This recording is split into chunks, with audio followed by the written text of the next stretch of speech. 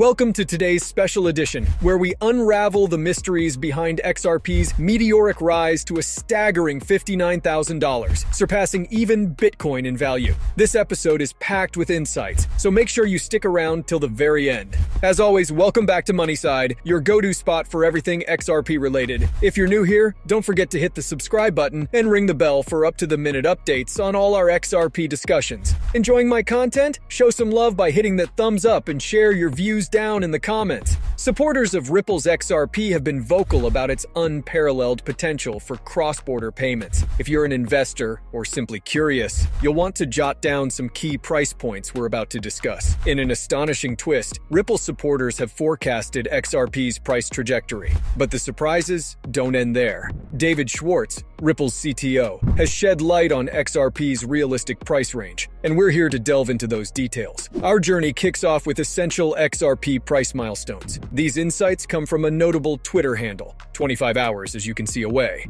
While the account primarily advises marking XRP values on trading charts, predictions lack specific dates or times. This intrigued me. Had they indicated, for example, that XRP would touch $13.59 on July 12th, skepticism would be valid. But their strategy is different. They tie price hikes to specific events, making their predictions seem more grounded. Now, here's something crucial. Recent developments in the Ripple SEC lawsuit have confirmed that XRP isn't a security. Yet, the legal battle rages on. Many speculate an eventual settlement might conclude this saga. The possibility of a settlement remains on the table. It's logical to conclude that if this settlement concludes the Ripple SEC lawsuit favorably, XRP could see a substantial surge in value. Moving on to the next point, XRP's accessibility across exchanges. It's evident that most major exchanges, with a few exceptions, have relisted XRP. This includes giants like Coinbase and Binance. To be candid, the expected spike in XRP's value post-relisting wasn't as pronounced as many had hoped. The underlying reason?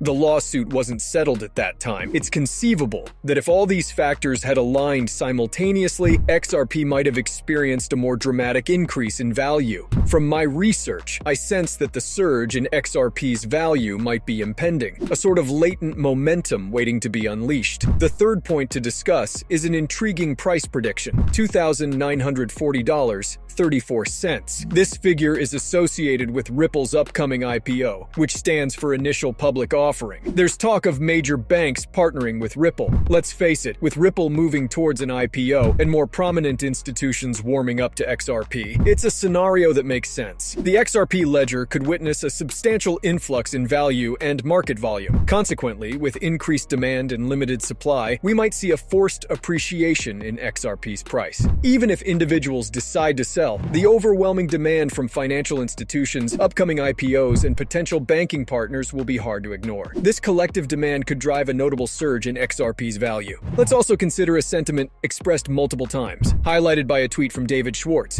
Banks are in favor of stable currencies. The financial world craves a digital asset that doesn't fluctuate wildly. Ensuring this stability might necessitate positioning XRP at a higher valuation. Even Arthur Brito, a co-founder of Ripple, echoes this sentiment. In a piece from June 3, 2023, Brito forecasted XRP's value could soar to $10,000, considering its global scalability. He emphasized that as more entities realize XRP's potential and scalability, its demand will skyrocket. Higher valuations of XRP mean decreased volatility, a transition from an XRP worth $1 to one that holds steady. Picture this. Instead of exchanging $1 for 10 XRP now, you do so a few moments later, with minimal fluctuation. This consistent stability is enticing for financial institutions. The idea of XRP priced at $10,000 isn't far-fetched, especially when it's coming from Ripple's co-founder. David Schwartz, sometimes known by the moniker Joelcats and also Ripple's CTO, shared a similar viewpoint on November 20th, 2017. He suggested an even loftier potential.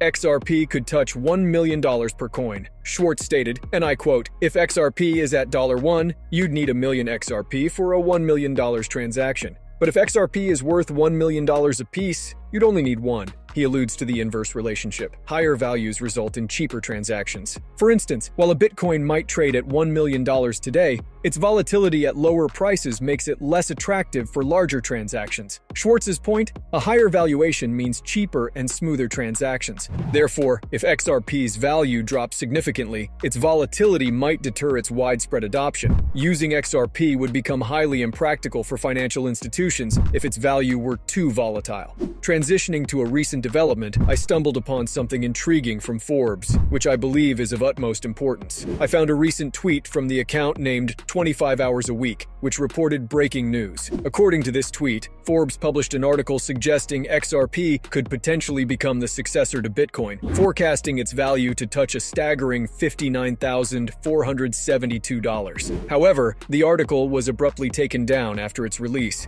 The tweet cites Forbes as its direct source, lending credibility to the information. Notably, this isn't Forbes' first brush with retracting content related to XRP. My research unearthed a similar incident from 5 months ago. The title of that now-removed article was "Why the SEC Treats Ripple and Ethereum Differently." It seems Forbes has a precedent of pulling articles if they believe the content doesn't align with certain interests. Given this pattern, it's plausible that the recent report on XRP's potential value was legitimate, further solidifying the notion that XRP might just reach the ballpark of $60,000 per token. Before we delve deeper into how XRP's value might be intertwined with congressional interests and federal policy, and speaking of federal involvement, Rosario's role is hard to overlook. A former U.S. Treasury official, whose likeness graces the $100 bill, Rosario joined Ripple's board about a year ago. With her vast experience and influence, she's now a vocal proponent of Ripple. In fact, Rosario has often voiced her strong belief that Ripple and XRP are on an unstoppable trajectory. Recently, I stumbled upon a statement she made earlier this month that further reinforces her conviction.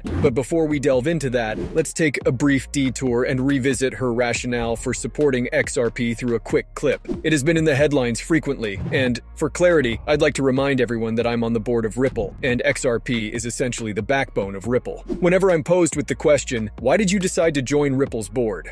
my response is simple. I believe in the utility of XRP. It's not just a speculative asset or a mere store of value. Its primary function facilitates smoother cross-border transactions. It's what credible financial institutions rely on, especially for international transfers. Gone are the days where such transactions took days and drained dollars. With XRP, we're talking about mere seconds and cents. I'm convinced this is the future. Once again, it's the utility of XRP that sets it apart in the realm of crypto. Notably, her endorsement was voiced around the time XRP was deliberated upon as a security, on July 14th. But what stands out is how seamlessly Rosario's ties with Congress and the federal government intertwine with Ripple. It's hard to imagine a scenario where Ripple doesn't succeed, be it in its legal tussle with the SEC, its broader regulatory landscape, or any other facet integral to its growth. It's primed for success. Reflecting on this, Rosario once tweeted, "Now, who's boarding the train?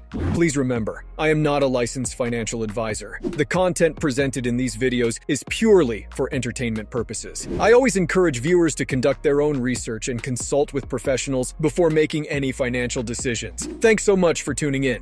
If you enjoyed the video, please give it a thumbs up and don't forget to hit the subscribe button. Also, make sure you turn on the notifications to be the first to know when I release new content. I'm excited to catch up with you in the upcoming video. Take care!